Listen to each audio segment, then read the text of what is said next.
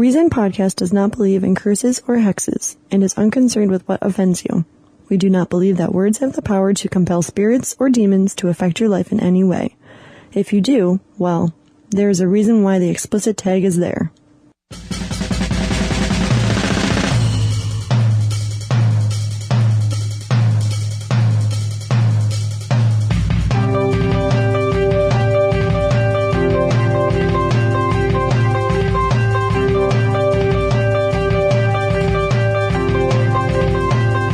Listening to Reason Podcast. Reason. To think, understand, and form judgments by a process of logic.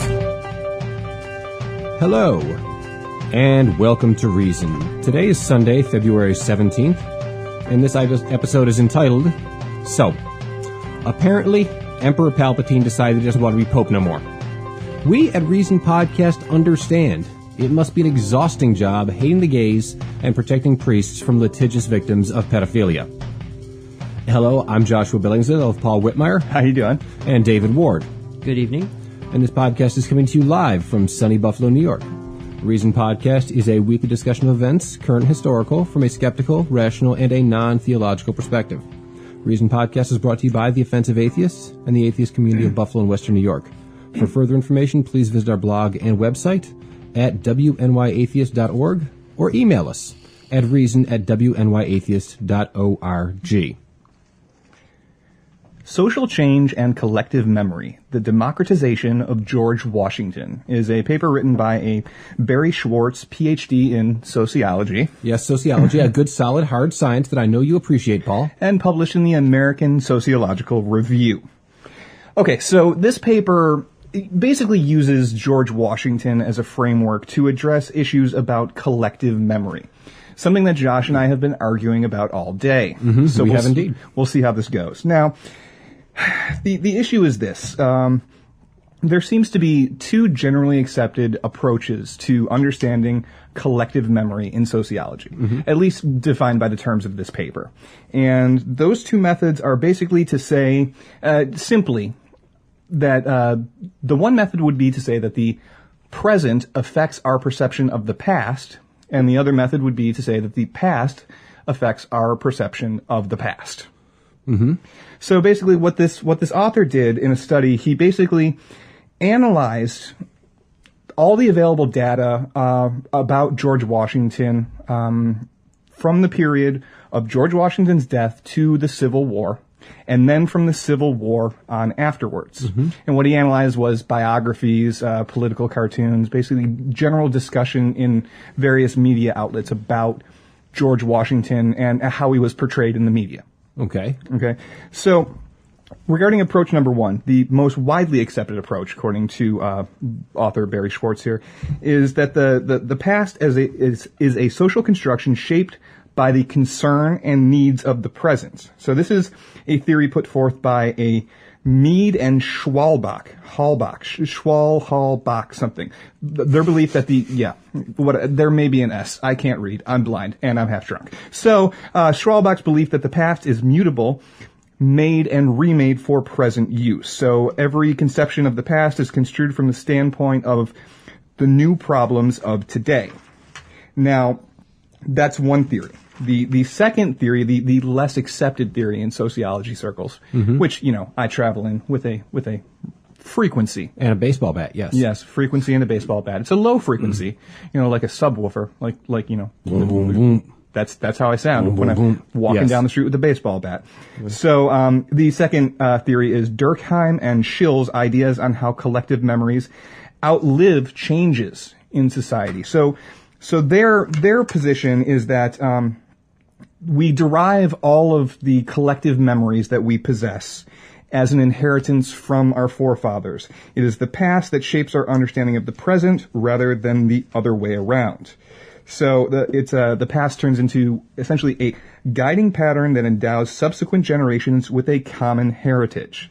Memories are not credible unless they conform to an existing structure of assumptions about the past. Okay. So those guys kind of go on to make this argument that if the present perception of the past is different, then you have a completely different society. And they use the really strange analogy about how if the perception of the past is different by the present society, it's like a tree trunk that's different from the tree trunk in the past. And it looks like maybe they're together if their branches cross, but they're two separate trunks, so they're two separate entities. To boil that down, Okay, that's a bad metaphor. That's It a really pretty is, but piss poor metaphor.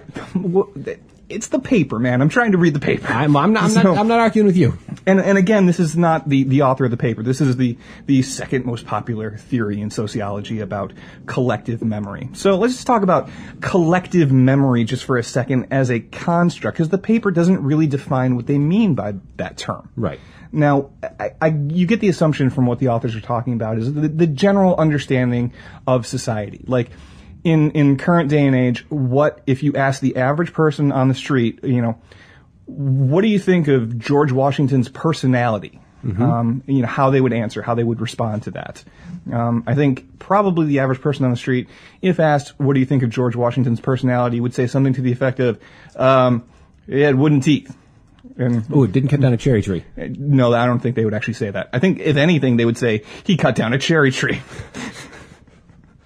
Something to that effect. So the two theoretical approaches to collective memory are distinguishable. The first relates the discontinuities of the past to an ongoing constructive process motivated by the changing concerns of the present. The second approach draws attention to continuities in our perception of the past and the way these perceptions are maintained in the face of societal change. Now, the author seeks to determine the answer to 4 hypotheses that he presents here. So, those 4 hypotheses are, number 1, whether the difference between these approaches can be resolved by rejecting one in favor of the other. Mm-hmm. Number 2, whether conditions for the applicability of each approach can be specified. That's a throwaway hypothesis. That's bullshit filler right there. Yeah. Number 3, whether a new theory that reconciles their conflicting claims can be formulated. Or, number 4, whether a single unifying property exists beneath their manifest differences. So that's what the author is trying to determine with this study. Now, right off the bat, I have a bit of a problem with this. I imagine you do. First off, now, anybody that knows me and knows how I look at things knows that I don't believe in unitary causes. And when it comes down to sociological theories, I don't believe in a strict cause and effect. Right, I believe in many causes interacting with each other that produce many effects that we determine one cause, one effect, but in truth, there's a lot of causes and a lot of effects. It depends on what you're looking at. So you don't believe in unitary causes? Right. Like the Big Bang. So you heard it here first. Joshua Billingsley Cook does not believe in the Big Bang. What caused the Big Bang? God. Yes. There we go. In the beginning. And I don't believe that. Okay. No, and my other problem is, when looking at things like this, it's really nice to say that there are these two conflicting theories and they can't both be correct. And my problem is, and it goes back to, again, as a side note, the non-unitary cause idea, why aren't they both correct in some way, and why isn't it a dynamic relationship as opposed to a one-directional? For instance, the past shapes our perspectives that we use in the future. Mm-hmm. In the future, we have certain events that cause us to act, with certain events that act as a lens in our way of interpreting the past, which causes us to think in certain ways in the future, and it goes round and round and round.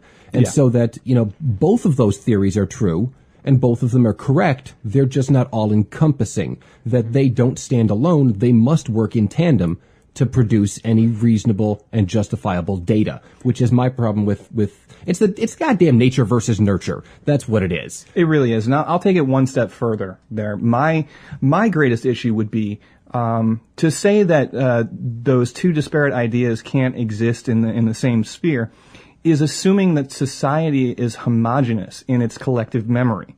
There are many pockets of people. I mean, as we were discussing before the show, 30% of people don't believe that Obama is... 30% of Republicans. 30% of Republicans believe that Obama was born in Kenya. Yes, and like 60% aren't sure. Yeah. So that's 30% plus the other 30%. So there's 30% that think maybe, maybe not. Who knows? And I know Josh is going to definitely touch on this later, but we do like to think that in modern times, and maybe it is true to some extent, that we're becoming more polarized than ever. That's a load of No, bullshit. we're not. You look at the floor fights that happen between like the Republicans and the Whigs and Go watch the movie Lincoln. Seriously, just go watch the damn movie Lincoln, and they call each Abraham other, Lincoln Vampire Hunter? Yes, Okay. Abraham Lincoln Vampire Hunter, where they call each other names on the floor of the Senate. They're just calling each other, like anal raping motherfuckers. I mean, they're really just calling horrible names. They're incredibly aggressive and violent, and they much more of a disparity between one side and the other than we have today. And if you stop and think about some of the problems we've had in the past, like, I don't know, the Civil War. Yeah, that was a big issue. Yeah, there were pretty strong sides. We were pretty polarized, and by that I mean with like cannons and shit. Yeah, and cannons and leaving the nation. Yes, and cannons. We're not Americans. What?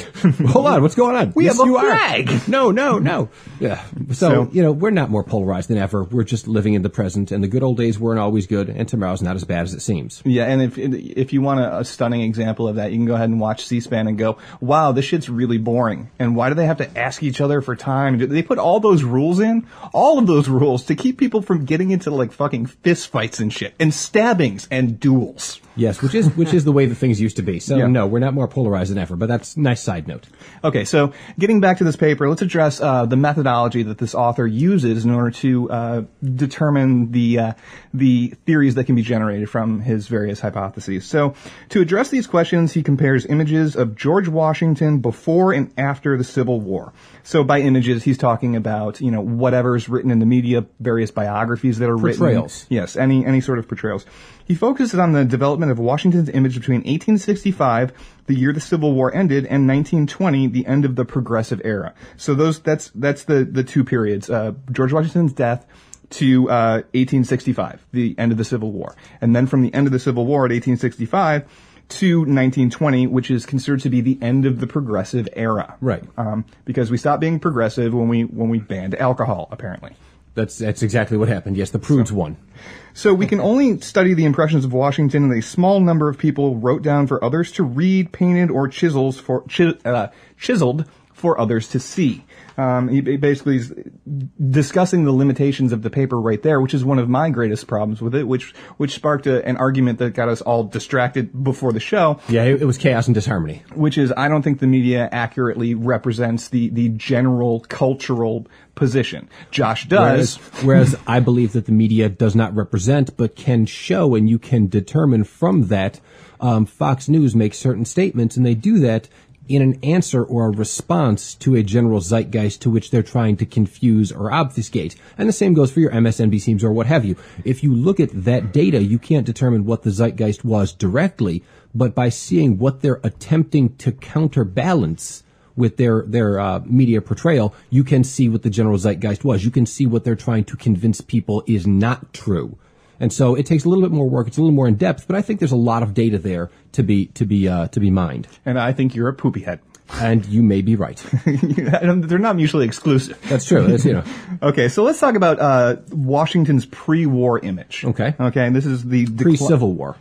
Yes. When we're referring to war, pre-war in this paper, we're talking about the Civil War, not the Revolutionary War or anything like that. So before the Civil War, there are hundreds of funeral eulogies written mainly by Federalists.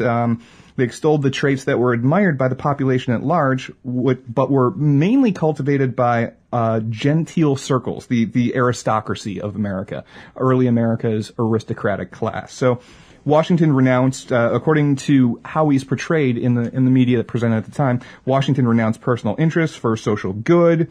He was content with fame rather than power. He fought war undramatically he won by moderation and persistence. He had solid judgment rather than brilliance, and he had self-restraint and blah, blah, blah, blah, blah. So basically the position they're taking is that the author is stating that in the pre-Civil War presentations of George Washington, we get this model of a cold, stoic, aristocratic, strong leader. and kind of a leader which is above the common man, above the average man, especially being a part of the aristocracy, but basically being an idolized hero, which is what Washington was before the Civil War. Mm-hmm. Now, comparing that to the images presented in Washington's post-war image, so if we look at between 1890 and 1899, people stopped writing about Washington. The volume of articles that was published dropped an average of 4.5 articles per year, and it kept dropping. So at the lowest point in the trend, Washington is still written about far more than any of the other earlier presidents like Madison, Jefferson, John Adams. And he was also written about more often than the most popular 19th century presidents such as Jackson and Grant. The only one who surpassed him in the number of articles that were published was Lincoln. Yeah. Well, to be expected. So, but as the number of books and articles about Washington decreased, the number of hostile statements about him increased markedly. So in 1880, a New York Times commentator reported that he had been so grandly idealized, his virtues have been so exaggerated that we have grown rather tired of hearing of him and of them. So, and that begins the kind of downward trend post-Civil War about George Washington. We'll get to kind of why that is as we get to the end of this paper, but it goes on and gets worse because they state his perfection was a part of a character so unmatchable as to seem inhuman. For critics, Washington's dignity concealed a man who was, in their own words, grave, staid, and imperturbable, a man of cold, harsh, stern, soulless, bloodless in nature. In short, a human iceberg. So this is how Washington was portrayed after the Civil War. And we're going to get to a lot of why that is, but just real briefly, the issue here is the country was a much different country after the Civil War. Well, that's true. There was a war against that general idea. In the South, they had this strict hierarchy of plantation owner right, and all the way down. I mean, they were basically feudal lords. There was a very strong hierarchy, and he was from the South. He was emblematic of it. Yeah, man, it's like, worshiping the king is not very many steps away from servitude, which is not very many steps away from slavery. Mm-hmm. The person who has all the power and all the fame and all the wealth sitting high on a throne, and we down here think he's great. And that's basically the perception of Washington before the Civil War. The perception after the Civil War was the country was trying to be at least more egalitarian. Well, they just freed the slaves. They're giving rights out. I mean, they had to some degree. That's sort of the bag that they accepted when the North won the Civil War. Didn't do it, but that's the idea, the gist of what was going on. And that's why in political discussions after the Civil War, the 18th century Republicans used the term aristocratic with derision, not praise. So George Washington, the gentleman, was less appealing after the Civil War than before. The diminution of his image, however, was not the sole result of the nation becoming more democratic. The new republic's evolution towards democracy, started 30 years earlier, but it's just basically on a bunch of political issues that were going on at the time.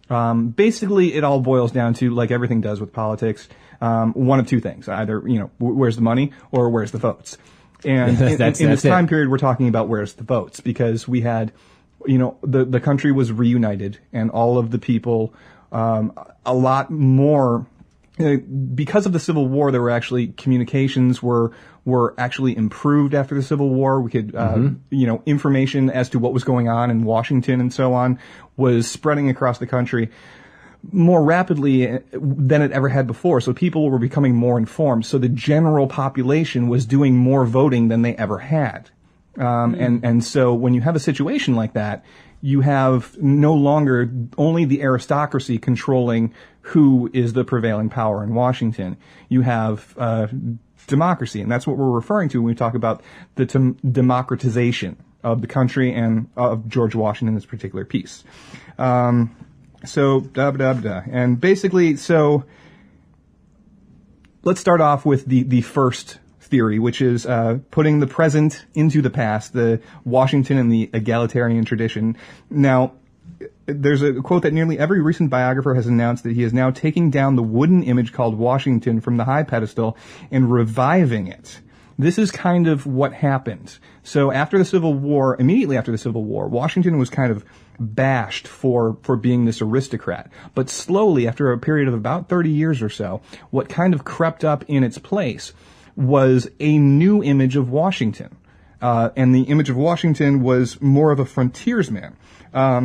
So since the first example that they give here is that since the frontier had become to be regarded by many in the late 19th century as the ultimate source of democracy, those who wished to perpetuate Washington's memory stressed his frontier experiences, how he lived tolerably on the frontier.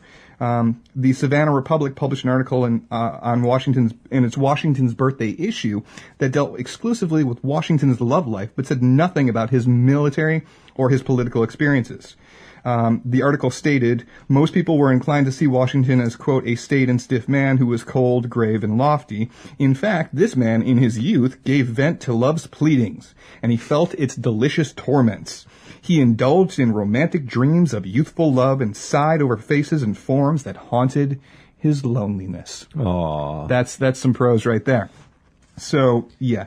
That is, basically the author is kind of pointing out here that there was the current perception of the public is what changed the portrayal of Washington in the media. Mm-hmm. And we switched from lofty king to, Daniel Boone. Everyman. Yeah. Yeah. Strong, powerful, potent everyman, much like what, actually not long after that, what Teddy Roosevelt did was, Teddy Roosevelt killed a bear with his bare hands and, although he was really just a nerdy aristocrat. He really was, actually. He really was. But we're going to get to Roosevelt. I went fighting and doing these things, and I punched a bear with my left hand, and I'm right-handed, and I wear glasses, but that's because I'm a badass and killed it really is, that's what they did. After the Civil War, we all fell in love with the idealized version of the Old West. Yeah, I do remember. I know you're going to talk about Roosevelt as we get through our 45-part series. Probably about 45 by the time we're through. Yeah, but there is a story about Roosevelt going out west to become a cowboy and completely he couldn't even ride a horse, and the cowboys were laughing. Cowboys all made fun of him. Yeah. He was one of the Rough Riders too. Yeah. Okay. Okay. So that is how the present affects the past. Now let's talk about the opposing theory, which is bringing the past into the present. So between Jacksonian Democratic Revolution and the end of the Civil War, which was a period of about 40 years, Washington's image bore little resemblance to America's egalitarian values. That we've certainly established. Neoclassical portrayals of Washington as a man above the people during this time before the Civil War again appealed to every sector of society from his death till the end of the Civil War. So now we move on to after the Civil War.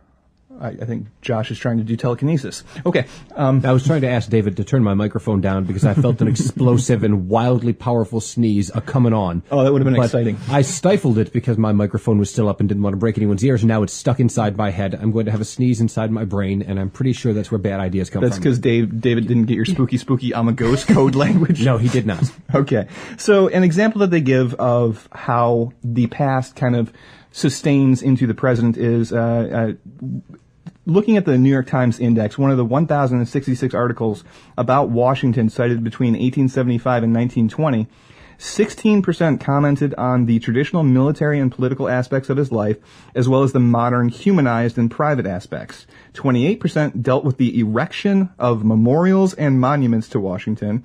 14% dealt with statues or paintings. 18% reported on the discovery and trade of relics that Washington wore, touched, or used. Like this guy was special. He was a king. He touched this. It's like important. Jesus, yes. Yeah.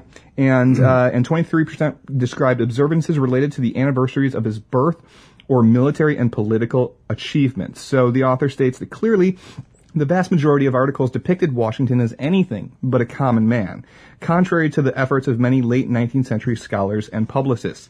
And also, contrary to what is ultimately the prevailing theory there, the prevailing theory that the present is going to influence the past. Mm-hmm. The data presented here, most of this stuff is still describing Washington as this aristocrat, which was not in the popular notion of the culture at the time, but we still looked to Washington as a king basically for most of this. So those are the two positions. Now, the conclusion here that the author presents, between 1800 and 1865, there was only a genteel image of George Washington, and it was relivered. It actually says relivered. I don't know what that word means. I don't either. Okay. I could have looked that up beforehand. I highlighted it. I highlighted the fucking word. Oh, the incompetence. All right, so it was relivered by every stratum of society. Between 1865 and 1920, 2 images of George Washington appeared, each admired in the context of different ideals and different interests, which I think is going to be leading Josh and I to the thing that we're going to state in our conclusion of the discussion of this paper. Now, institutions such as state, church, and family seek to ensure that traditional conceptions of the past remain independent of the experiences of different generations. So the author is saying that it's the people in power and the people in control who are trying to keep the status quo, which is as true today as it was back then. The fact that the church does not want to change its position on much of anything. It doesn't want to change its position on, gay marriage is a wonderful example. And on, giving women equal rights was something that the church actually fought against very staunchly. And it took a long time for the church to reverse its opinion. I think, the church came out and said that Mary Magdalene was not actually a prostitute in like 1990 or some shit. Yep. So it took that long for the church to change its position on things. So yeah, the people in power want to keep the status quo, and they want to keep, if the image in the population that made us powerful was that George Washington was an aristocrat, we're going to keep him an aristocrat. We're not changing anything, because we change something, we may not be in power tomorrow. Right. So, and it's generally the more grassroots kind of progressives that bring in the idea of changing the perception of George Washington. And those ideas, or any historical figure or event or anything like that, those ideas are kind of the two positions on this paper. Now, we get to the author's final point on this issue. The case of Washington shows that there cannot be separate theories of collective memory. One to explain changes in what is remembered. There cannot be separate theories of collective memory. There cannot be one to explain changes in what is remembered, and another to explain persistence in what is remembered. Nor do the facts of this case allow us to incorporate the persistence and innovation of memory into a third reconciliatory theory, for such a construction would presume the very inconsistency that it must demonstrate. In most cases, as in the contemplation of Washington, we find the past to be neither totally precarious nor totally immutable, but a stable image upon which new elements are intermittently superimposed. The past, then, is a familiar rather than a foreign country, its people different but not strangers to the present. So ultimately, the author is concluding here, both these theories are kind of bullshit. You also can't stitch them together into one theory. That's kind of bullshit. Whole thing's kind of bullshit. So, which again goes against my general idea that let's look at current history. Let's look at somebody else. Let's look at Thomas Jefferson. Okay. Thomas Jefferson was an anti-federalist. He was all about states' rights. He was all about those things, and that then is he's given the mantle and rebranded for the Civil War, states' rights and freedom and that sort of thing, and anti-federalist overreaching for the Civil War. He's also then put in as the author of the Declaration of Independence, which puts him at the forefront of propaganda for the Civil Rights Movement. Yeah. Which is just the opposite idea. They used federal power to overrun the states. Yeah. So Thomas Jefferson is used for states' rights. Thomas Jefferson is used against federal overreaching. Thomas Jefferson is then later on used for egalitarian purposes, which was an excuse for federal overreaching, the exact opposite of what he was used for before. And then he's been moved back and forth. And currently you've got the Tea Party, and the right wing of the Republican Party using Thomas Jefferson. Yeah, they like Jefferson, don't they? Well, because Jefferson was big on states' rights. Yeah. But they're using Thomas Jefferson to promote corporatism, which is the underlying power behind the right wing. Yeah. So they're using Jefferson to oppose the federal government and to support corporations to which he was wildly opposed. So they're using Thomas Jefferson one way, then another way, then another way, then another way, depending on the current lens. They're using the data of the past and the way culture has evolved over time. So they're using both both theories simultaneously Yeah. to change the way we look at a person in the past. Does it change the facts of the past? No, but facts are not really good without context. And when they pull the facts out of context, you can twist pretty much anybody to say pretty much anything, which is what I argue with the dynamic relationship of the lens of the present and the cultural imperative of the past. Both of those things together forming a dynamic relationship, which is why I think both of those theories actually are correct. They're just not exclusive. Well, that's the problem here. I mean, we're talking about collective memory, and I think the entire concept of collective memory here, at least, is flawed. I don't believe there is this unitary body, this unitary collection of memory in society. I think that's just absolutely false. I think there are pockets of people, and especially when you're talking about media and how it's presenting to the public, media has an audience. That audience is never, as much as it would like to be, that audience is never 100% of the country. Exactly. There's a minor group that can latch on to a different perspective, and when that minor group gains power, Yep. their lens becomes the prevailing lens to which we review the past. A minor group becoming a major group changes the way we look at history. Simple as that. I think both theories, again, are sound. I don't think they're both wrong. I believe agree. they work together to form an evolving or a dynamic relationship.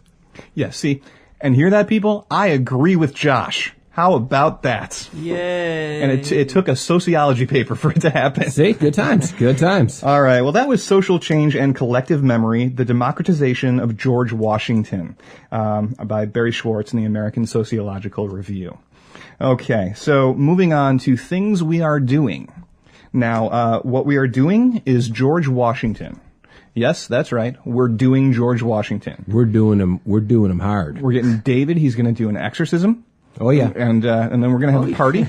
Exorcism, it's not like a spiritual yeah, communion. Yeah, I suppose that's more accurate. Seance. Seance, yes, seance would work. I'm trained in that. Well, we're gonna have exorcism. No, I didn't go to school for Well, that. you're Just gonna seances. you're gonna have Right, to well, learn. you're not Catholic. That's why Catholics are big on exorcism. That's yeah, right. Protestants are big on seances. That's right. That's right? Okay, I got it. He's I going to understand. have to learn exorcism because somebody's going to have to do the cleanup.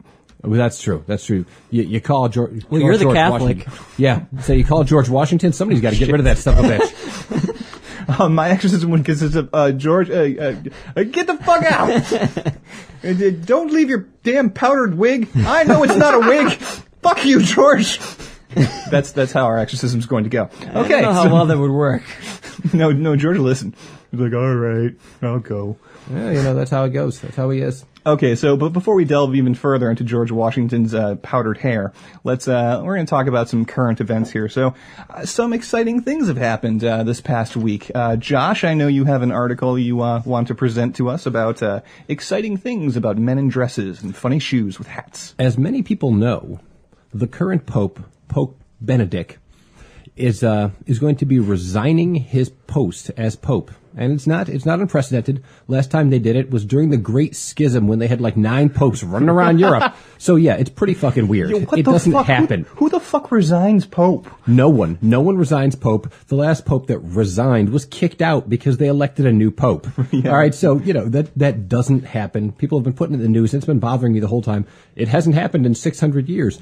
Actually, at the time, it happened quite a bit because there were like 4 popes at the same time. So yes, there were a lot of popes resigning then, but it hasn't really happened since then. It's weird. I mean, seriously, Pope John Paul was a goddamn corpse sitting in that chair. Yeah, they had a little buzzer in the bottom of his chair. They just electrocuted him so he moved so it looked like he was alive. Yeah. That dude didn't quit. Nope. He was no quitter. Now, I know that Paul and myself, we went over this. What was the reason that the Pope was resigning? Because that seemed crazy. And my theory was, I was not thinking it was about child, pedophilia. I wasn't thinking it was about his Twitter account. I thought the guy was getting Alzheimer's. He has a Twitter account? Yes, does. the Pope has a Twitter account. Oh, yes. Whether or not he's actually doing the tweeting is up for Yeah. debate. Yeah. And by that I mean, no, it's not. No, he's not. But I thought he was getting Alzheimer's, and they were worried he was going to stand up there and say something like, I fuck little children, or something crazy like that. But apparently, I have no pants on. nothing's under this dress. People with Alzheimer's say that all the time, of course. I expect to get Alzheimer's someday, so trust me, I plan on saying it. I may not remember, but I plan on saying it, so someone please remind me. Josh Reddy says at least 3 times a week, I'm freeballing it. So, But in this instance, I looked at An interesting story that comes from New Zealand, from stuff.co.nz, which is a New Zealand paper, but it's just a reprint of something from Reuters anyway. Where Lord of the Rings is. Yes, Lord of the Rings, hobbits, and the like. Retired Pope immune from abuse probes. Aha. Now, here's where things get interesting, because apparently a lot of people have been trying to track the pedophilia business all the way up to the top. You know, I really like the use of the word probes there. Yeah, well, I'm a witty son of a bitch. And I take from the article, Pope Benedict's decision to live in the Vatican after he resigns will provide him with security and privacy. It will also offer legal protection from any attempt to prosecute him in connection with sexual abuse cases around the world, church sources and legal experts say. Quote, his continued presence in the Vatican is necessary, otherwise he might be defenseless. He wouldn't have his immunity, his prerogatives, his security, if he is anywhere else, one Vatican official speaking on condition of anonymity said. Basically, the problem is, people in countries all over the world, specifically in Europe and the rest of the first world, are thinking, hey, popes are in charge of the Catholic Church, and he actually did run an office which moved priests from one side to the other, from one jurisdiction to another, one diocese, I guess. Yeah.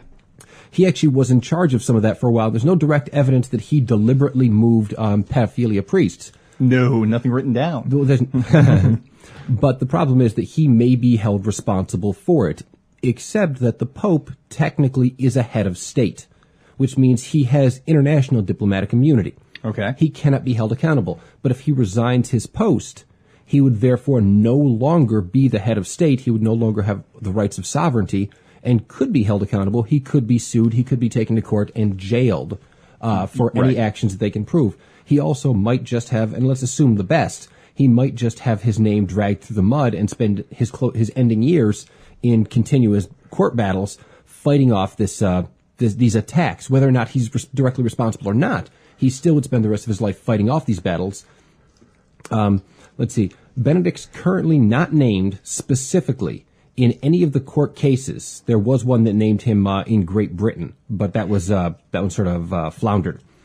Now, if he lived anywhere else aside from the Vatican, which is a sovereign nation according to the people in the Vatican? Well, no, according to Italy. Italy set up a thing with the Vatican set up something with Benito Mussolini when they backed him being a fascist, where they said, hey, you have to call us a country. And since then, the Vatican has been a country with all rights of a sovereign nation.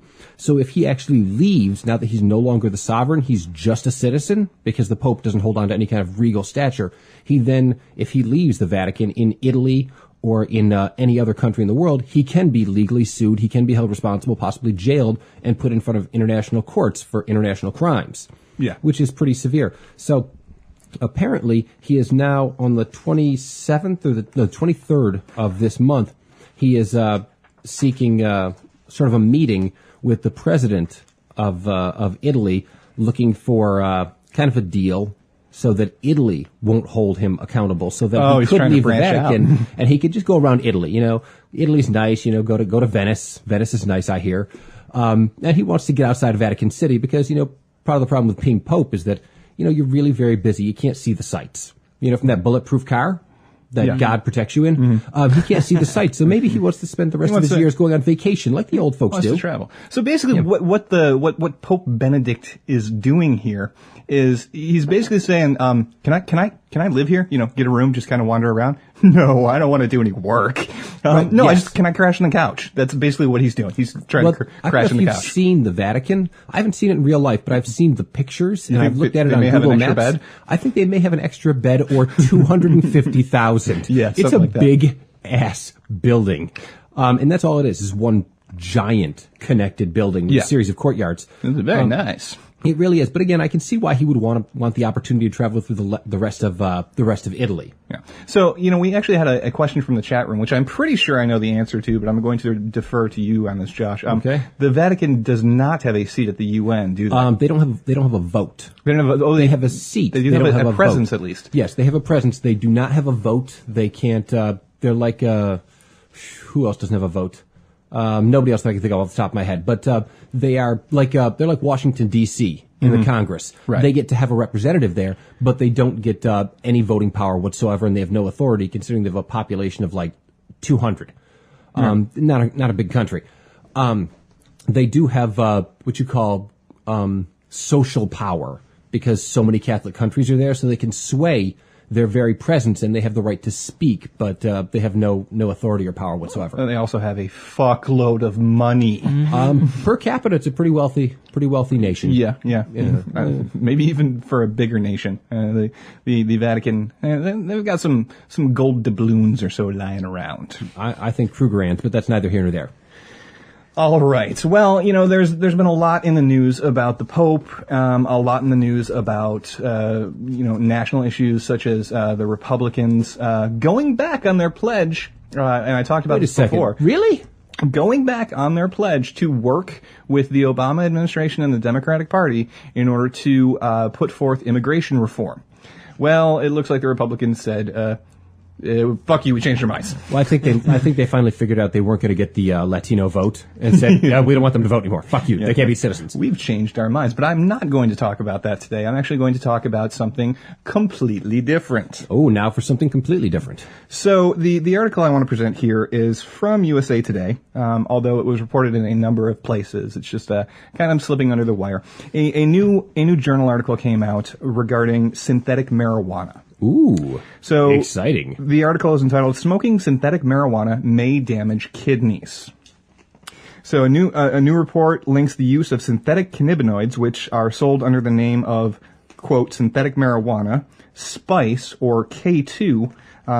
These products may present kidney damage. 16 cases of acute kidney injury were reported in 2012 in 6 states. After people smoked the synthetic marijuana, according to the CDC, and apparently what happened is that patients became sick within days and sometimes within hours after smoking.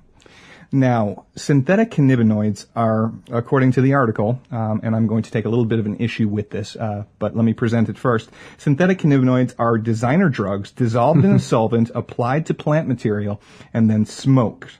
They can mimic the effects of THC. I've never imbibed any of these substances. I don't know if they're the same chemicals, because this was probably about 15 years ago, but a friend of mine actually at one point purchased some for experimentation. Science, I'm sure. Put it next to his bag of pot, and decided to smoke it instead, and reported that the effects, although there was an effect, it did do something, it was rather unpleasant. Again, I don't know what material that was. It was a very long time ago, but he stated that it was quite unpleasant. So Michael Schwartz, the co-author of the report, basically says that, quote, synthetic cannabinoids are not a safe alternative to marijuana. There are unexpected and unpredictable health problems that can occur. I was thinking, oh my God. Okay. End quote. So basically what they're finding here is that these synthetic marijuana products may not be all that healthy for you. Now, I want to talk about a couple of things. First off, this USA Today article pisses me off right off the bat for saying synthetic cannabinoids are designer drugs dissolved in a solvent and applied to a plant material and then smoked. Mm-hmm. 2 major problems with that. Please. All drugs are designer drugs. What the fuck is a designer drug? We love to say that ecstasy is a designer drug. I mean, you basically have 2 choices. You can extract it directly from a plant material like morphine, or you can extract it directly from a plant material and then manipulate it slightly like codeine, for example, or any of the antibiotics that we have. Those are all designer drugs. What about marijuana? Marijuana how would you call that a designer drug? Well, I wouldn't call it a designer drug. If you were going to use the terminology. even if I were going to use the terminology, I would not call marijuana a designer drug, because basically it is completely unaltered from the plant material. In fact, marijuana... Well, it's not really extracted. It's extracted within your body. It's not, and even extraction. Something like morphine is, you take the opium poppy and you dissolve it in a solvent, you filter off all the plant crap, and then you evaporate the solvent, and there you have morphine. If you applied that to a plant material and smoked it, you'd have exactly the same thing as they're describing. Pretty much. I mean, the compounds that we're talking about, which I'll get to in a second, are actually synthetic compounds, meaning that it takes test tubes and beakers and liquids, sometimes colored, not usually, in order to make these compounds. And then the second thing, synthetic cannabinoids are designer drugs dissolved in a solvent. It doesn't say that the solvent is what's bad for you, but they put the word solvent in there to make it sound bad. Let me ask you something. How do they make caffeine-free coffee, decaffeinated coffee? Do they dissolve it in a solvent? Basically, yeah, that's what they do. They take a solvent, they take coffee beans, they soak them in a solvent, and after a time, they filter off the coffee beans, and they take that solvent, which now contains the caffeine, and guess what they do with it? They evaporate the solvent off, and then they put it in your Coke. Yep. And I don't mean cocaine, I mean Coca-Cola. So they follow almost exactly the same process in making your decaf coffee. Yeah. And all of the caffeine that you get that does not come from coffee beans, comes from this method of extracting it from coffee beans. That's basically what we do. So solvents have a really low boiling point. Solvents have a real tendency to evaporate and real tendency to combust. So if you took a marijuana cigarette and soaked it in a solvent and lit it on fire, the solvent would burn. You wouldn't actually get any into your lungs because the solvent is burning and going away.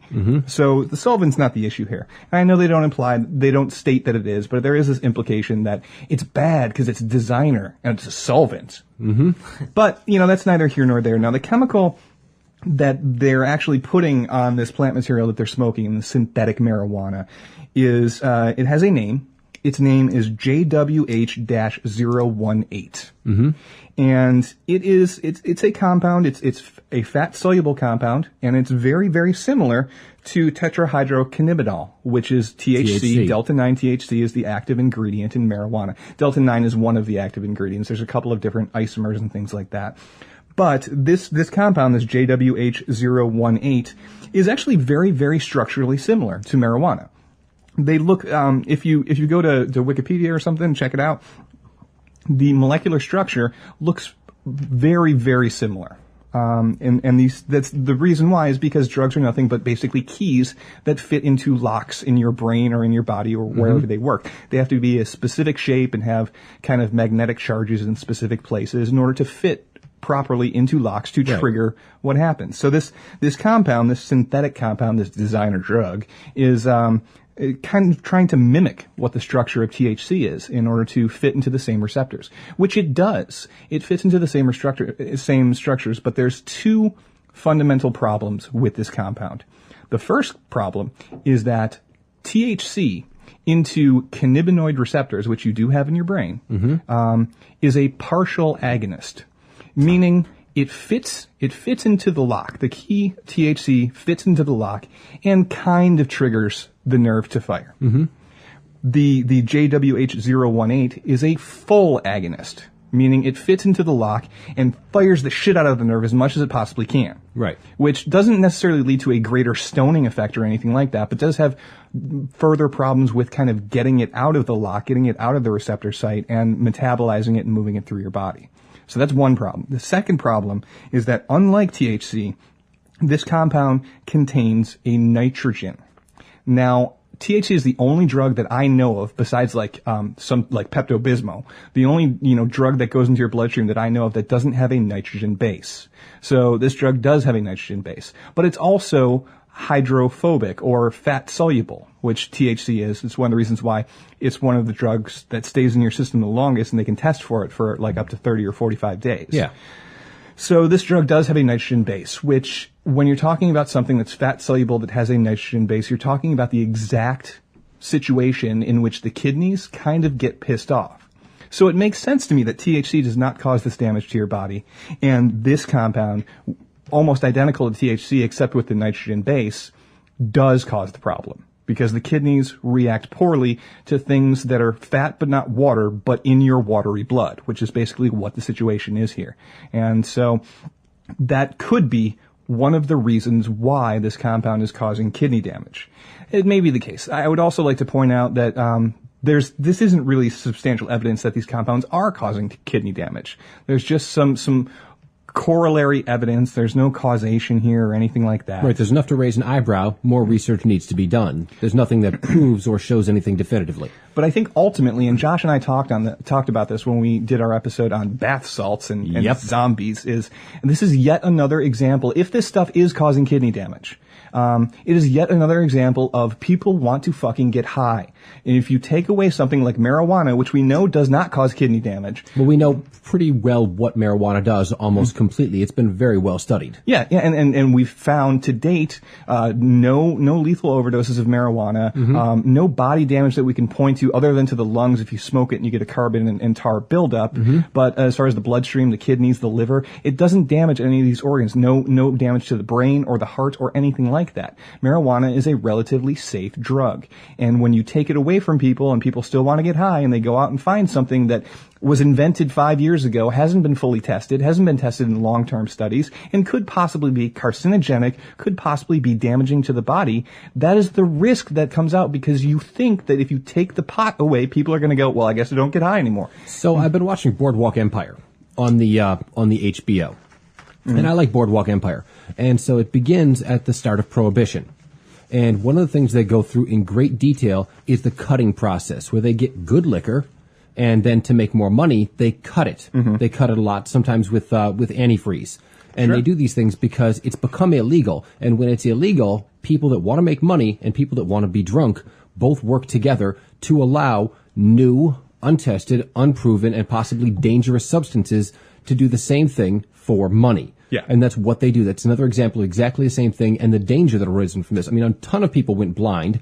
A ton of people died simply from drinking a lot of bad alcohol. And that's exactly what's happening here. It's exactly what happens with the bath salts, exactly what happens with the, let's call them designer drugs that they're coming up with. We have a lot of drugs out there that do a lot of things, and we know exactly what they do. And maybe those aren't good things, but there are a lot of drugs that serve the same purpose in getting high that may have myriad purposes or myriad results in other ways. They may cause this amount of damage, that amount of damage. They may cause you to be a face-eating zombie. Any number of things which we have no idea about that only exist because of the prohibition.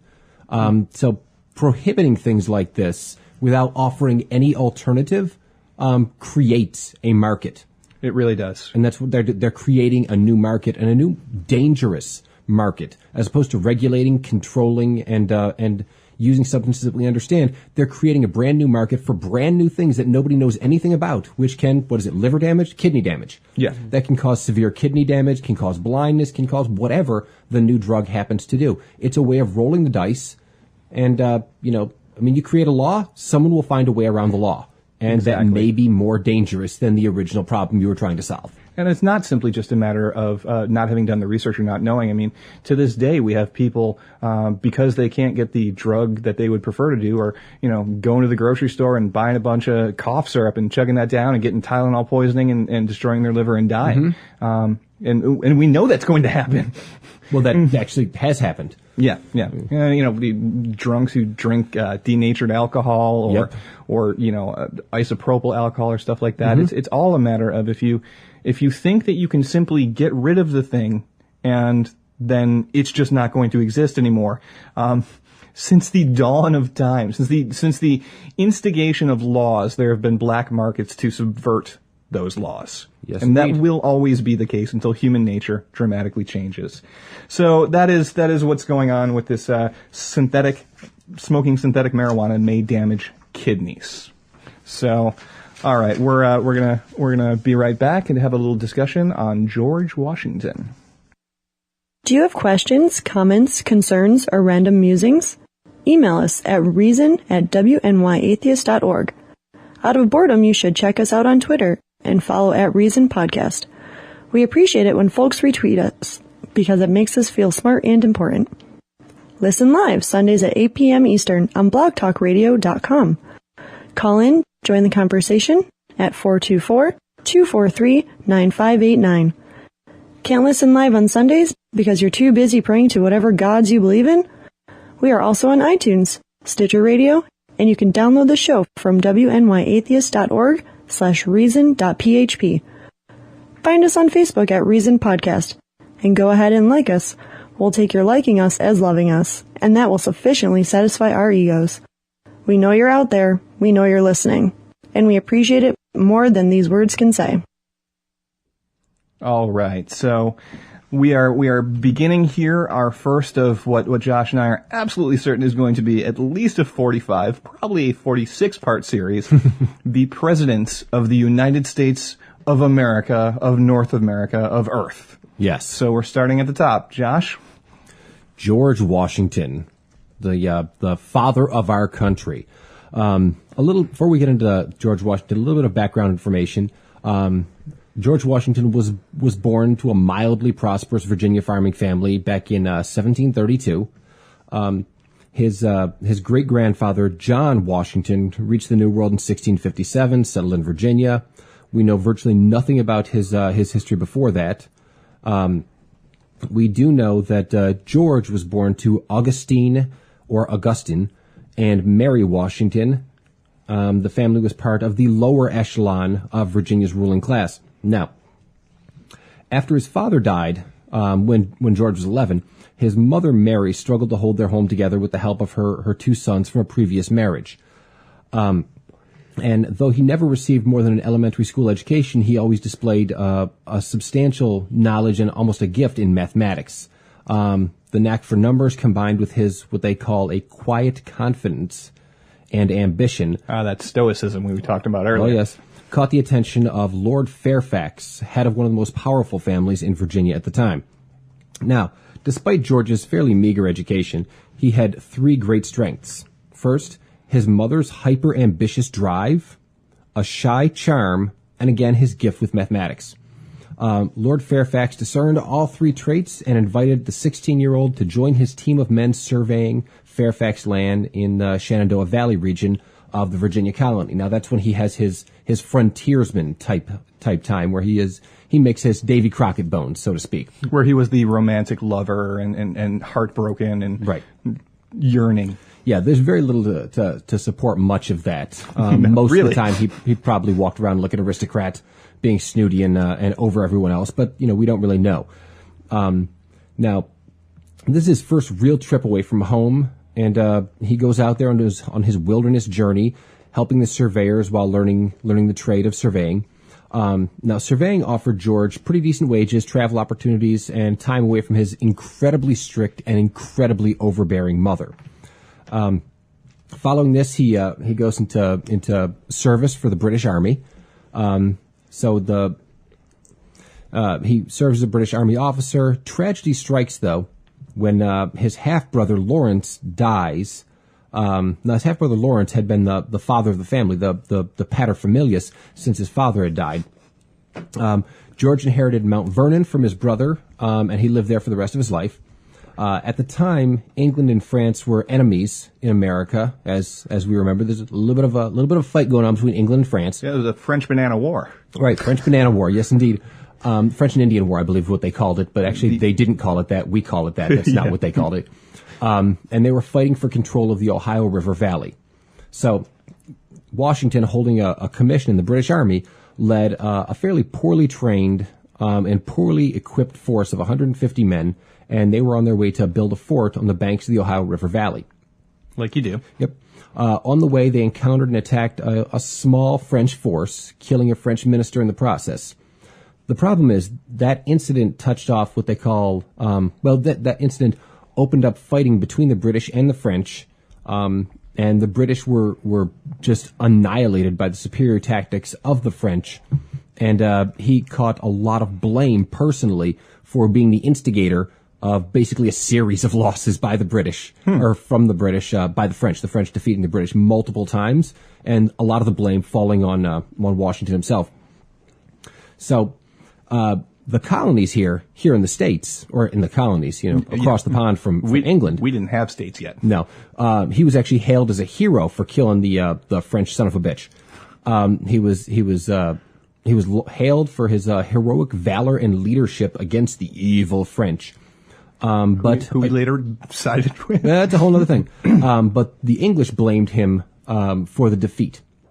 Washington resigned from the Army and returned to farming in Virginia. He said, fuck it, I'm not playing that anymore. Because he apparently was not a particularly good leader, a military leader.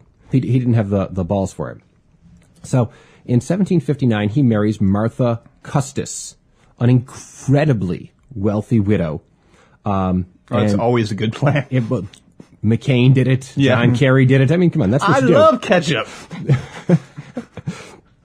And he spent the rest of his time just, run that farm in Virginia. Now, by 1770, Washington had emerged as an experienced leader. He was a justice of the peace in Fairfax County, a member of the Virginia House of Burgesses, and a vestryman in the church, which is one of the things that they used to show how religious he was. But if you actually look up what a vestryman was, I was wondering. It was the lowest level a lay leader in the church could have.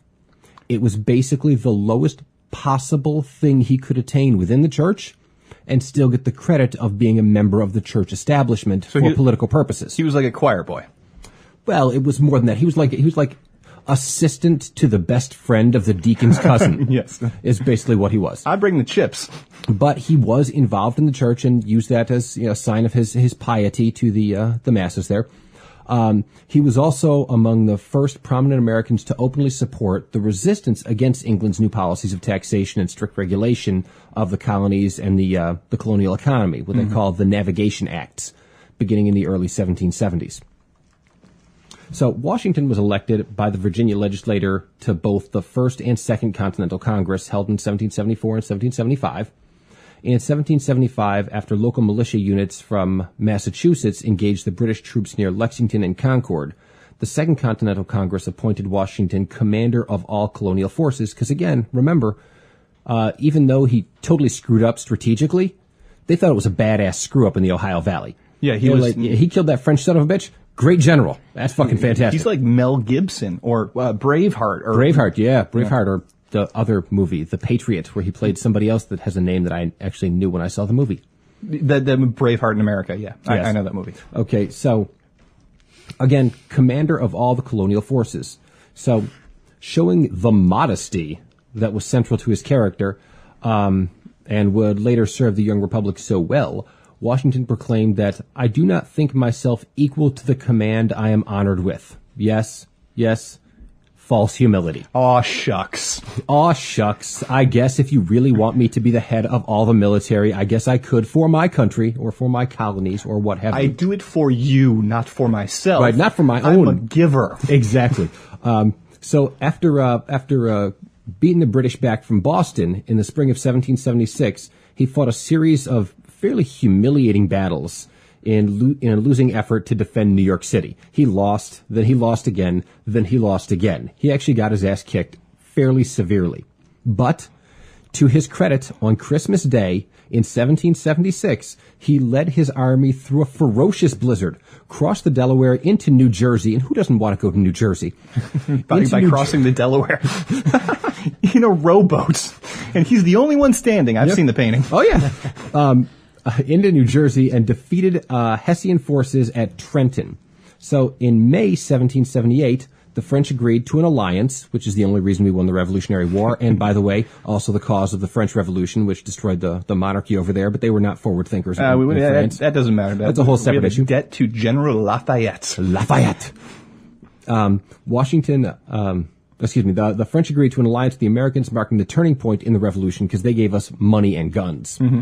Washington knew that with one great victory, the British Army would collapse and the British Parliament's support for war against the colonies would implode, much like I believe the Afghanis felt the Taliban over there in Afghanistan felt the Americans would do it, much like what happened in Vietnam when we were the colonial force. Mm-hmm. All they had to do was kill enough Americans and we would just go home. Yeah. And that was his belief at the time about how the war would go. Just a couple of good battles against the English, and they would think it was just too goddamn expensive, and they would just go home, which, was basically right. All right, so October 1781, Washington's troops assisted by the French Navy defeated Cornwallis at Yorktown, and by the following spring, the British government was ready to end hostilities. So, Washington gets a lot of credit following this victory for not riding into the Capitol like Caesar did and like Napoleon would, and declaring himself king. Yeah. That's kind of the thing that people did. The general that won the Great War would just say, "I'm king now," and everybody say, "Okay." Where's my chair? He gets a lot of credit for not doing that. And the problem with that is it requires a little bit of historic revisioning. Okay. Primarily because there was no capital of the colonies and there was no infrastructure between the states that you could use to dominate the colonies. Mm-hmm. Like, again, in Rome, all you had to do was conquer, Rome. Yeah. And you conquered Rome. Because if you conquered the city, you conquered the country. There was a central point of authority. Much the same way in France during the French Revolution or during the Russian Revolution. All you had to do was take the capital and you were in charge. Not the case here. And any general who'd ever read a history book would know that. Well, it's analogous to something like the Southwest when you're talking about Native American tribes. It's not like any leader of any tribe out there could just declare themselves to be king. Those are all separate and distinct tribes, just like they're all separate and distinct colonies. Right. Much the same way we've been trying the Articles of Confederation, which had no federal oversight whatsoever. Mm-hmm. And we were very against a federalist system. So he gets a lot of credit for not declaring himself king, but that's just a load of crap. He couldn't have declared himself king. Well, he could have said it. It wouldn't have worked, though. It would have been completely unsuccessful. And like I say, like France a decade later or Russia a century and a half later, the colonists can just kick their evil overlords out. Mm-hmm. They couldn't just kick their evil overlords out. Here, we could just kick the British out. Okay. In those countries, they actually had to kill everyone. Mm-hmm. They had to kill the Tsar and his whole family. In France, they had to kill the king and his whole family. That was what they had to do. There was no place for them to run. Well, yeah, because they lived there. So again, it doesn't really make sense. We had no reign of terror or red terror, which, oddly enough, are very, very similar. The reign of terror in France, where there was a reign of terror, and the red terror in Russia, where there's a reign of terror by the red communists, which is where the names come from. So following the war, Washington quelled a potentially disastrous bid by some of his officers to declare him king. Fine. Then he returns to Mount Vernon to his genteel life as a tobacco planter. Where he grew the marijuana. Which he did actually grow the marijuana. As and he grew the discussed marijuana. the other week. Yes, indeed. For the smoking purposes. Not for hemp. No. He separated the seed so that there would be a good crop of high-making marijuana. Yeah. The stoner marijuana, as they say, the sticky stuff. Not just the hemp, not synthetic marijuana. No. Stoner marijuana. But he did come out of retirement to preside at the Continental Congress, the Constitutional Convention in 1787. So he comes in, he's the great war hero, and coincidentally, largely due to the money he got from his marriage, was also the wealthiest man in North America. So he brought a fair amount of credibility to the new government and ensured his election as the first president of the United States. George Washington was elected president by a unanimous choice of the 69 electors, the only man to ever get a unanimous vote of the Electoral College in 1788. We thought Obama's first victory was impressive. No. Unanimous of all 68. Washington appointed Thomas Jefferson and Alexander Hamilton to his cabinet, and as we mentioned earlier, Jefferson was a more of a states' rights kind of guy. Hamilton was more of a federalist. So it added a little bit of excitement to the cabinet. Reaching across the aisle before they had an aisle. Yeah, basically these two guys quarreled over everything, but it did provide stability, and it was him throwing a bone to both sides. Mm-hmm. And I just want to talk about something real quick right there. I think that is a very good example of we do have this ideal of the founding fathers in our head as being more, more lofty, and that politics today is dirty and back rooms, and I don't want to get involved in politics today. The same shit was going on back then. You give a bone to this side, you give a bone to that side, and nobody's really perfectly happy. And that way you prevent things like Aaron Burr shooting Alexander Hamilton, things like that. Yeah. I got to tell you, very, very seldom are there duels on the Senate floor nowadays. Yeah. Well, we put the rule in. No shooting each other. Right, which I have a gavel. I don't oppose. This seems like a very reasonable move, if you ask me. We'd have to vote for people much more frequently. It'd be really annoying. Yep. Okay, so after his first term, Washington really wanted to retire. And after his first term, he also fought the idea of running on a ticket. with political party. Mm-hmm. He was opposed to political parties. He believed they would be the downfall of our great democracy. But he may have been right. Well, I'm saying he was actually. His second run through, he did run as a Federalist, as opposed to a Democratic Republican, which was the other party, who the Republicans claim are the grand old party. That's who they claim that they are, although they're not. Again, second term, unanimous support by the Electoral College in 1792, so twice unanimous run. Now, what I can say about George is that throughout both his terms, Washington struggled to prevent, again, the emergence of political parties, and he thought that incorporation and working together was good. Okay. So that I can say positively about Washington, he tried to make it work together. Because consider at the time, the vice president was the loser in the presidential campaign. Yeah, that was a strange system. And they shot each other in those days. Yeah. So, all you have to do is say that the president offended your honor, take him out to a duel, and boom, you're president. Yes, so to avoid that, he incorporated different perspectives, which is nice. Let's see, during his first term, the ideological divisions between Jefferson and Hamilton deepened. They formed the two-party system. The Federalists and the Democratic Republicans. Washington generally backed Hamilton, the Federalist, on key issues like funding the national debt, the assumption of state debts, and the establishment of a national bank. And this is basically the reason that our federal government is strong, was because Washington was a Federalist. Right. We would have quickly divulged or fallen into the Articles of Confederation sort of thing. If we left it to the states' rights perspective, the federal government would have had no power, would have had very little taxation control. The military would have been weak, and we wouldn't have been able to, beat in the Barbary Wars, which we fought immediately afterwards. We wouldn't have had the power to do that, and we wouldn't become a world power within 10 years of Washington leaving office if it weren't for the strong federal system that he invented. Right. I mean, the Republican Party today, especially the Tea Party, love to take the anti-federalist states' rights, no big central government issue, but whether or not that's a good idea for today, it does need to be addressed that if we didn't have that centralized power back when we first started as a nation, we would have almost certainly collapsed, have been taken over by somebody. We would have been taken over by the Canadians, who were the British at the time. Because fucking Canadians. After the French Civil War, the British became, again, the world superpower, and they owned Canada. Yeah. So they would have just invaded us, and we would have just been a series of colonies and some random little states.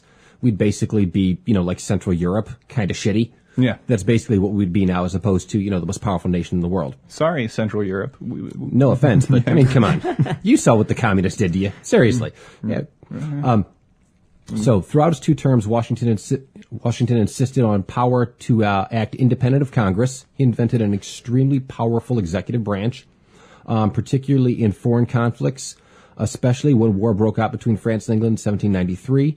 He issued single-handedly a declaration of neutrality on his own authority, which he had no power to do as president. He just did it. But he did it, and they let him do it. So now presidents can do that. He also acted fairly decisively in putting down a rebellion by farmers in western Pennsylvania who protested a federal whiskey tax, which is also known as the Whiskey Rebellion of 1794, which is a little fascistic the way he did it, but that's neither here nor there.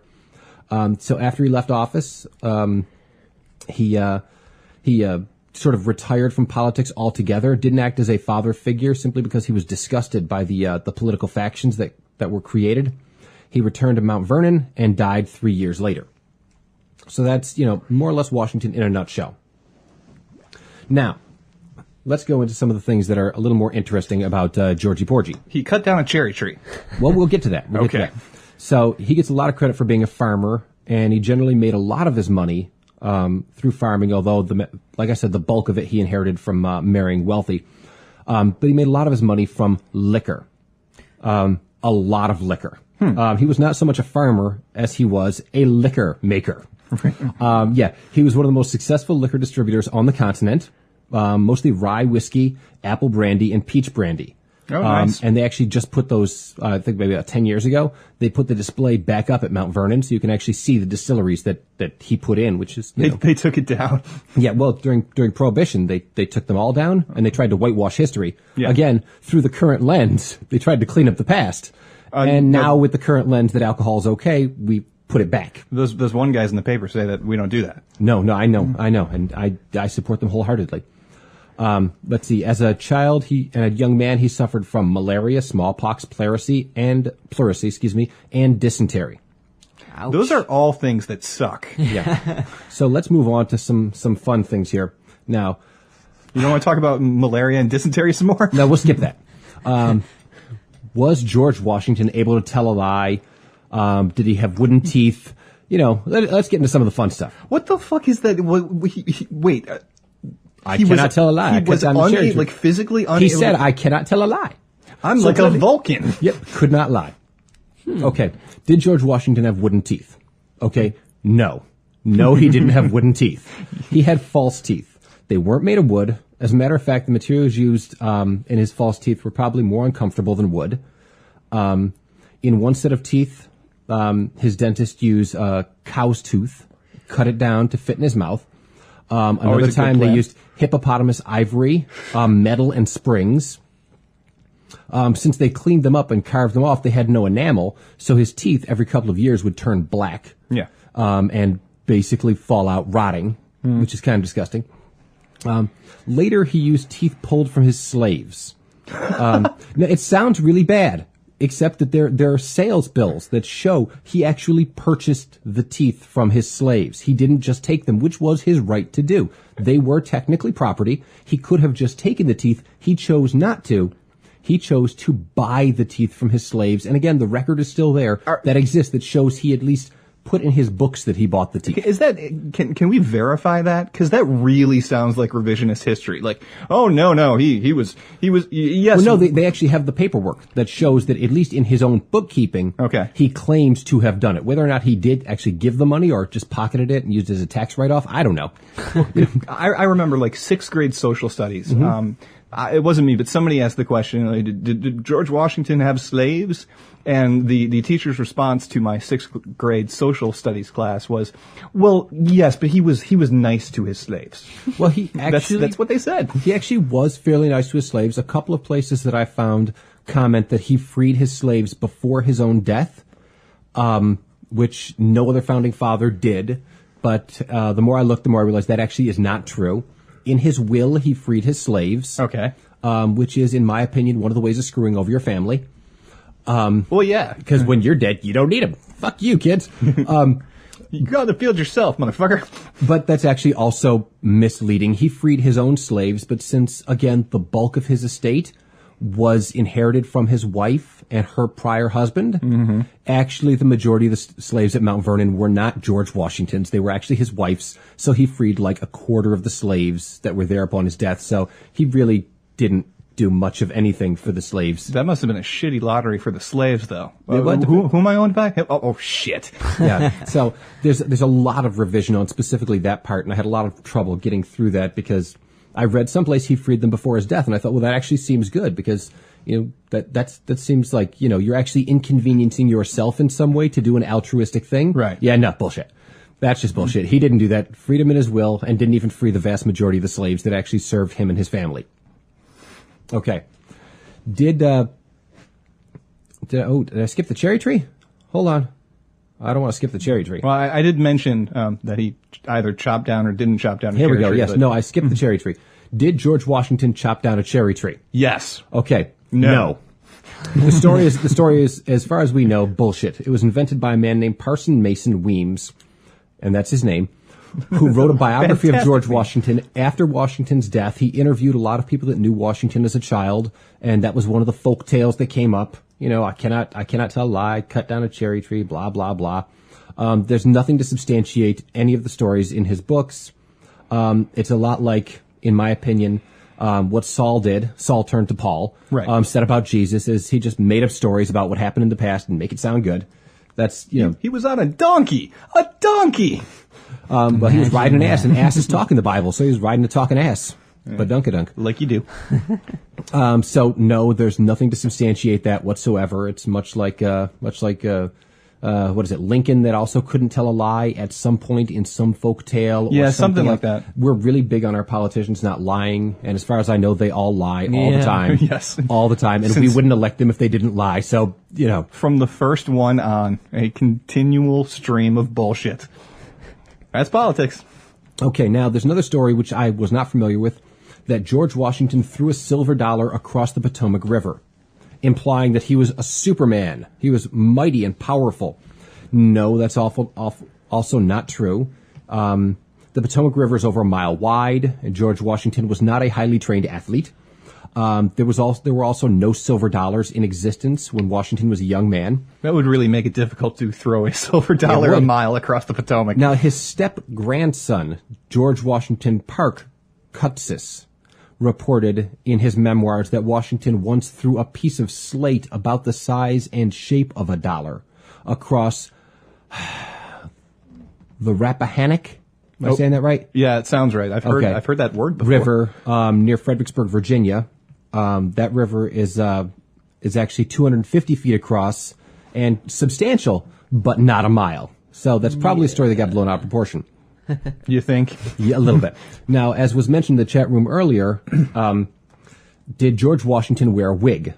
And wigs were the style at the time, but no, he didn't wear a wig. He kept his own hair, which he put back in a ponytail. He did, however, powder his hair, which was the custom at the time. I don't know why or how that developed, but he powdered his hair. I actually do. Do you know how that came about? Please. Yeah, well, see, here's the lovely thing. If you powder your hair, you actually somewhat dehydrate the top of your head and your scalp, which is good for preventing lice. Yeah. Oh. That actually makes good sense. He did powder his hair. Yeah. So that much we know. How many children did George Washington have?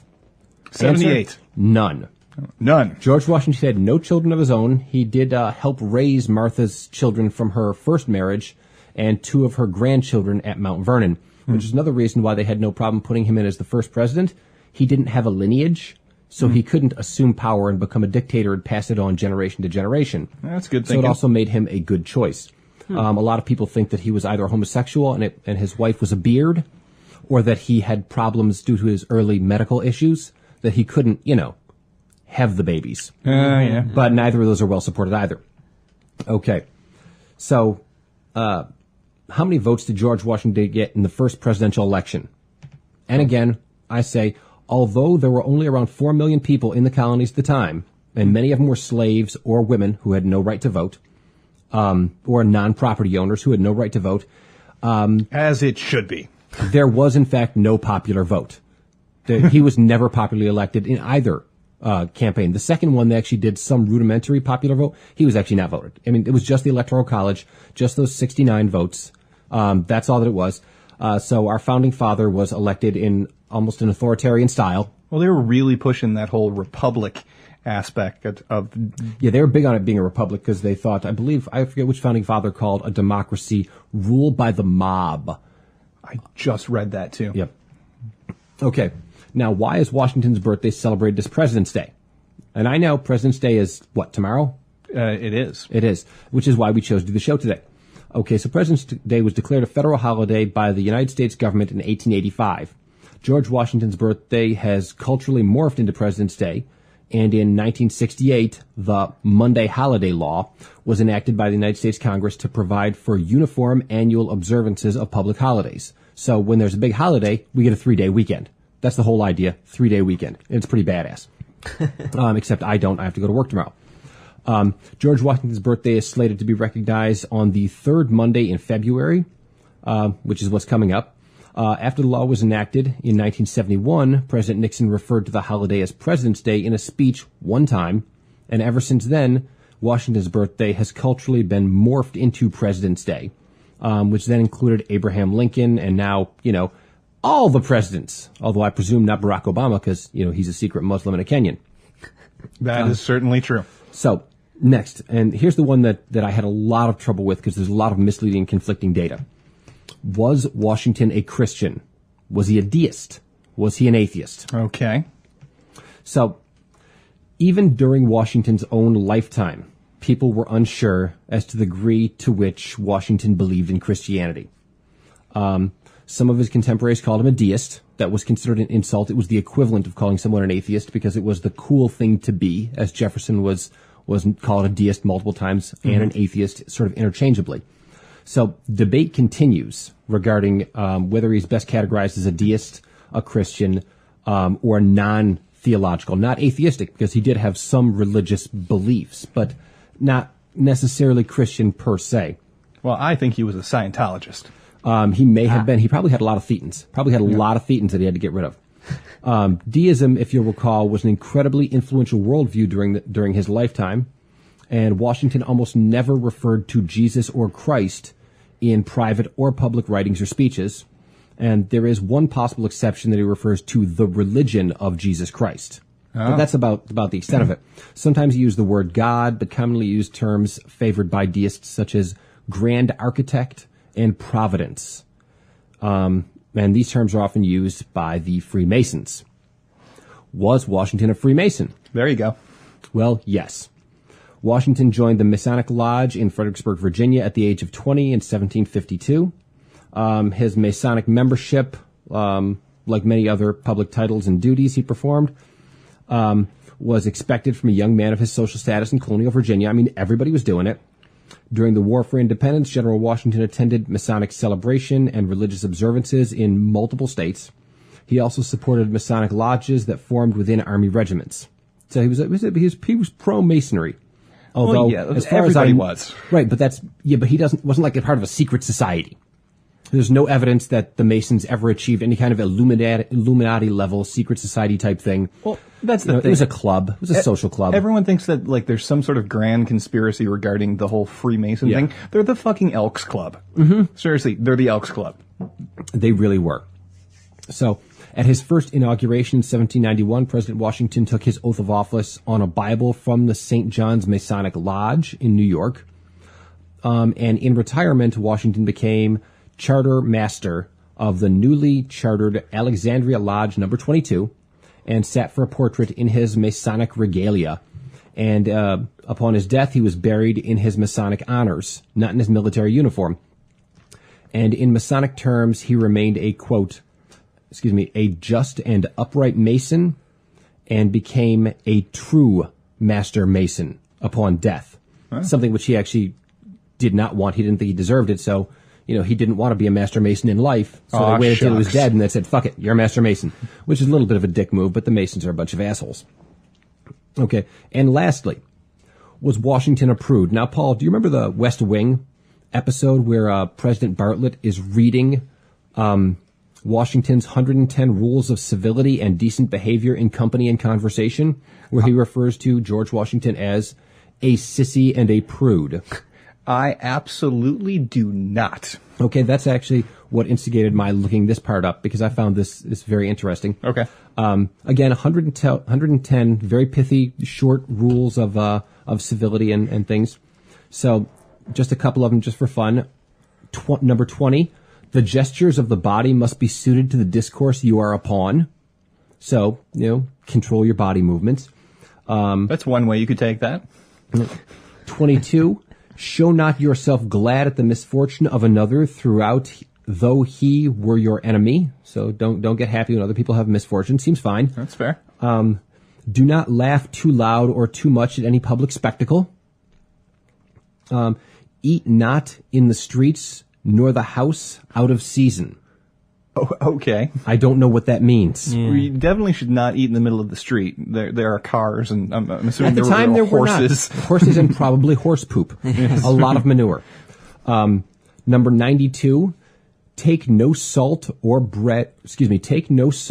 cut bread with your knife greasy.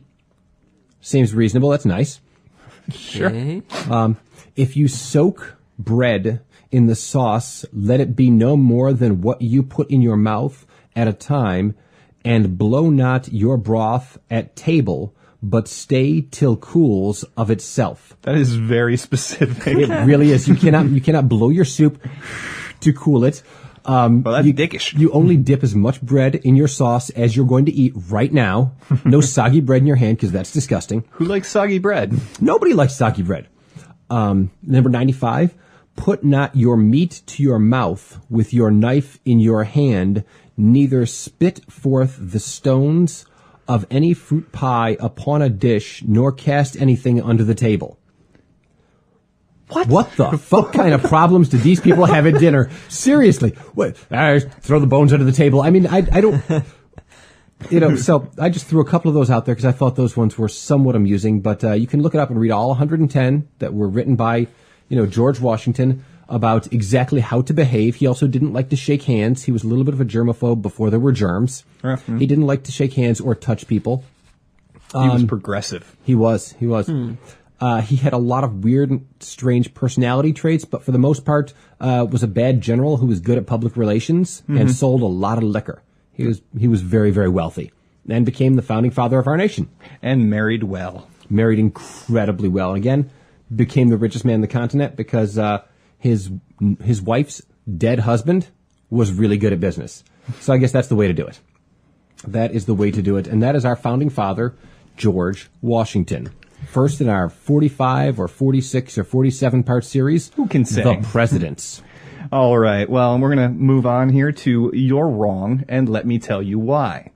Now, here at Reason Productions in our studio, we have myself, a male. Paul Jedediah Whitmire. Yes. Oh, yes, you are male. That's true. We have Joshua Billingsley Cook. I am also male. We have David. I'm questionable. He's questionable. He really is. He's got a baby face. Sometimes you want to grab his little cheek and just push him. There is a male cat who is stupid, and there is another male cat who is crazy. I believe the male cat who is stupid used to be female and has made a gender decision that we do not oppose. Yeah, well, if I recall, when we got him, he was a female cat who developed testicles. I respect his current and wishes. And then they were cut off. So we respect his lifestyle and do not... So we're going to call him male, because that's what he seems to proclaim himself to be, and we are open-minded here at Reason Podcast. Yes. So now that we've established the maleness of Reason Productions, testosterone, the testosterone of Reason Productions here, we will present the topic for You're Wrong, and let me tell you why, which is, under some circumstances, women should fake orgasms.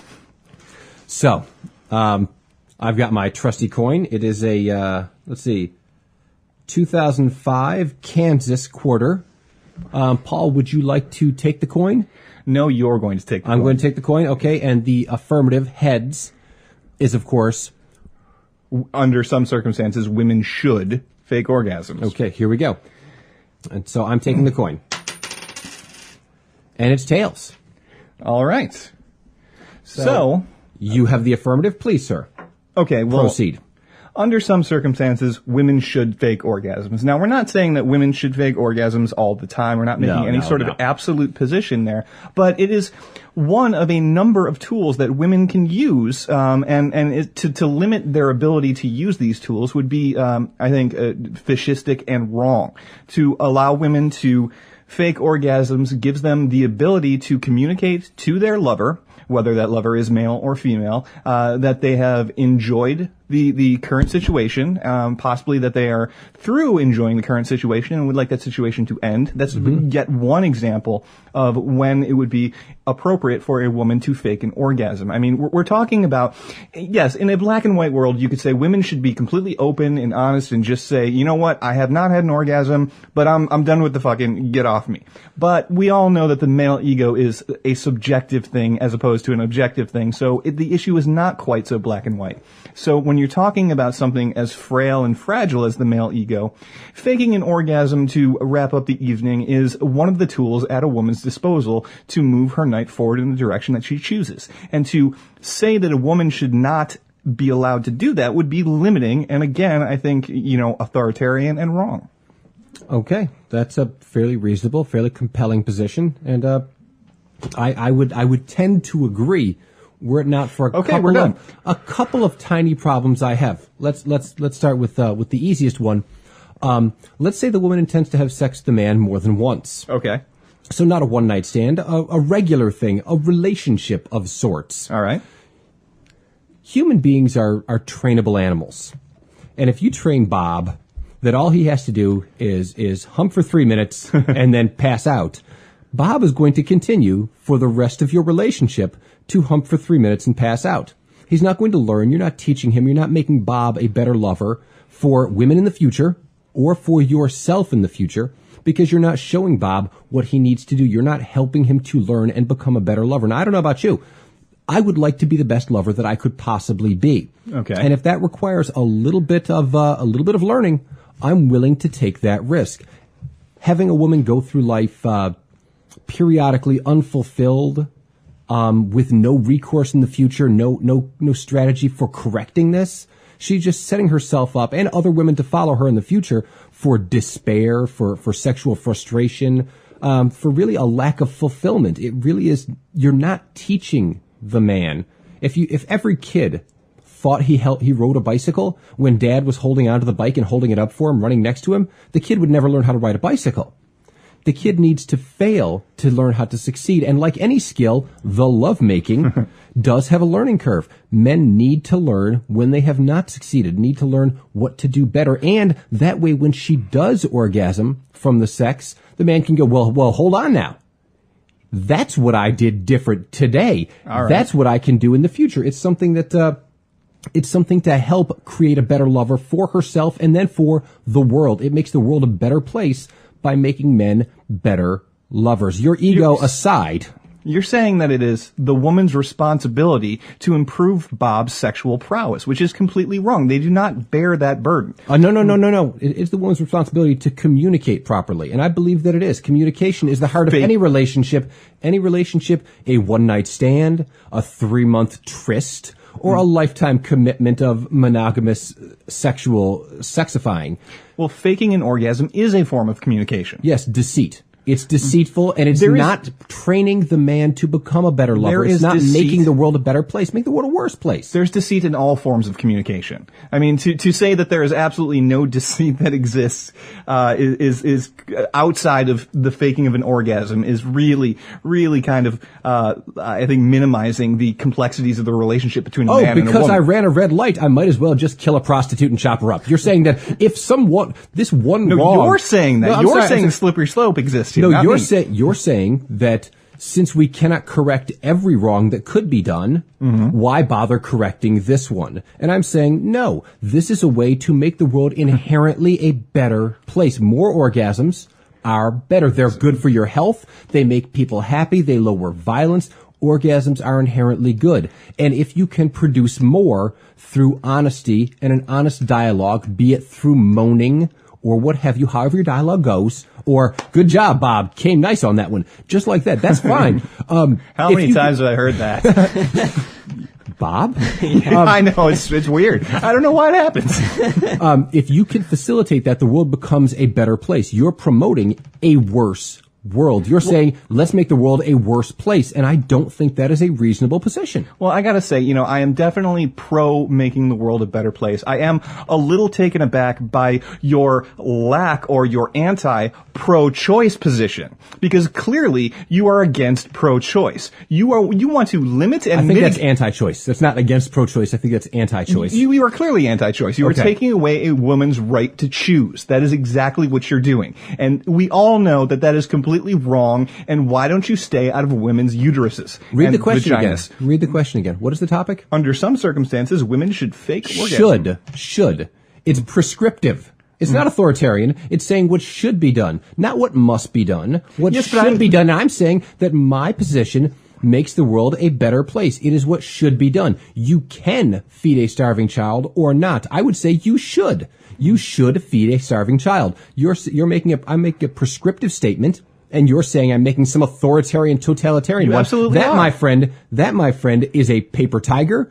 And I absolutely not. And I find it offensive and shocking.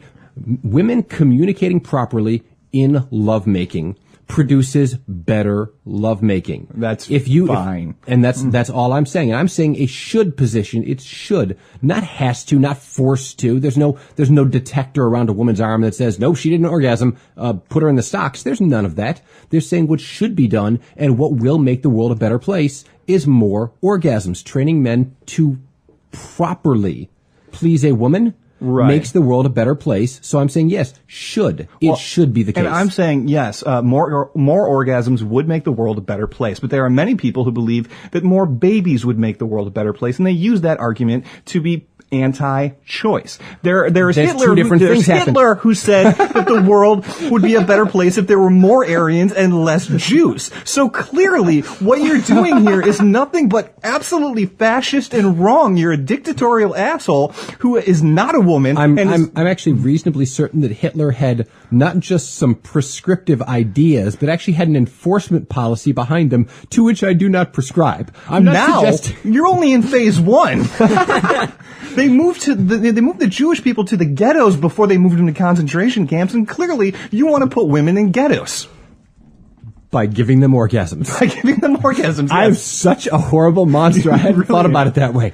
I'm glad I've cleared that up for you. No, I'm reasonably confident my position is strong, that the honest communication of a woman in what does or does not please her will make men, first, it might hurt some egos initially, but I think in the long run, the men will become better lovers, and they will, produce happier women. And happier women, as every man knows, a happy woman produces a happy man. An unhappy woman produces a miserable, sad, grumpy man who is very, very angry and probably tries to wipe out the Jews. So your position is what leads to Nazism, not mine, sir. Not mine. I don't think that's the case at all. I think, we're wrapping up here, and I want to make one last point, and I'll give you the closing word here. But I think it's clear that you're failing to address a couple of really important issues. In addition to being a fascist Nazi, you're also making a situation where, since faking an orgasm is something that women do before they have an orgasm, you are setting up a system. No, I'm sorry. Faking an orgasm is something women do before men roll over and go to sleep. Well, yes. I'm reasonably certain that's how it goes. After the women fake the orgasm, the men, in my experience, roll over and probably fart and pass out and probably make some other unpleasant bodily noises. We men are disgusting. Either way, what you're advocating here is that men and women spend more time in bed. It's going to take longer. You're going to be removing members of the workforce from society. 10,000 times. To do something well, you need to do it 10,000 times. And yes, that's what they say. You want to develop a skill? You need to do it 10,000 times. And yes, I am promoting sex 10,000 times. And I don't think I'm in the wrong. And I think that if we polled, and yes, the argument ad democracy, sure, whatever it is, I'm thinking that if we polled people, 10,000 orgasms really is something most people would agree with, at least in a lifetime. And I think that's selfish, and it's anti-American. I mean, you're taking away from the workforce, you're taking away from capitalism, production, and allowing the society to improve itself. You keep people in bed, and you keep them out of work, and do nothing but having sex all day. You're going to make more and more babies, and there's going to be less and less work done. There's going to be more people in the population, so there'll be a greater workforce, which means that we won't have to work a 40-hour week, be able to work a 32-hour week, spend the extra 8 hours doing the sex, which I think anybody would agree. Good thing in a week, extra 8 hours of sex. 8 hours of extra sex, we'd get paid the same amount because we increase the population, therefore the buying power of the economy by producing more babies. We'd have more sex, we'd have to work less, we'd have a greater opening for jobs simply because everyone would be working 32, 28 hours a week. Therefore, there'd be more jobs available. We'd increase the economy, we'd increase the workforce, we'd raise employment. I think it's win-win. I think my position is solid, and I think it's good for America. I think it's good for you. I think absolutely what you're describing is nothing more than the housing market crash of 2008. I mean, think about where your cycle goes. Eventually, there's going to be so many babies that there's only going to be 1 hour worth of work available a week. We're going to drop down to 0 hours worth of work available a week, and then when that happens, I don't actually think you can do 0 hours worth of work available. That's why I don't think that makes any sense. I think you've jumped the shark on that one. The bubble will collapse. The economy will fall through the floor, and we'll all be starving, homeless, and naked because we've lost all our clothes. Wait a second. Then we can all become cannibals because there'll be too many people, and we can simply move on to eating human beings, which is really what the Matrix was all about, my friend. All right. Well, Those are some compelling arguments. We want to know what you think. Email us at reason@wnyatheist.org. Yes, indeed. Okay, so thanks for staying with us to the bottom of another episode of Reason. I just wanted to give a thanks out there to everyone who's donated $1 or $2 on the website, wnyatheist.org. Unfortunately, Josh and I spent all the money on hookers and soda pop. So if you can spare $1 or $2, I know we left you out, David. Damn it! I hate you guys. You don't get here till 5. There's a lot of hookers and soda pop we go through before 5 o'clock on a Sunday, my friend. I like it. Oh my soda goodness. pop. What time does this start? Tuesday. I was actually going to say Monday at 9 a.m. Yeah. Monday at 9 a.m. and we run straight through to Sunday at 4:50. Okay. So. All right. That's when you run out of the last little bit of hooker and... Yes, the last little bit of hooker. Yes, sir. That's what happens. We keep them in a bag and break them up as needed. Yes, that's exactly how that works. That's when you kick the last one out? Yep. Dave is going to be here soon. Kick him out. You got 5 minutes. Oh, wait, no, you sent a message saying he's going to be late. All right, you stay. All right, well, next week's topic is going to be black holes. Once you go black, you never go back. And it's actually really going to be black holes this time. Mm-hmm. So we're going to What was it last time? Last time it was declared that it was going to be black holes. By Mr. Paul Jedediah Whitmire. Oh, that's right, yeah. Who can't read a calendar. It was really George Washington. It was. George Washington is not a black hole. We've learned that today. Yes, indeed. See, educational as well as informing. Indeed. All right, well. And entertaining. Until next week, farewell. Good night. Ciao.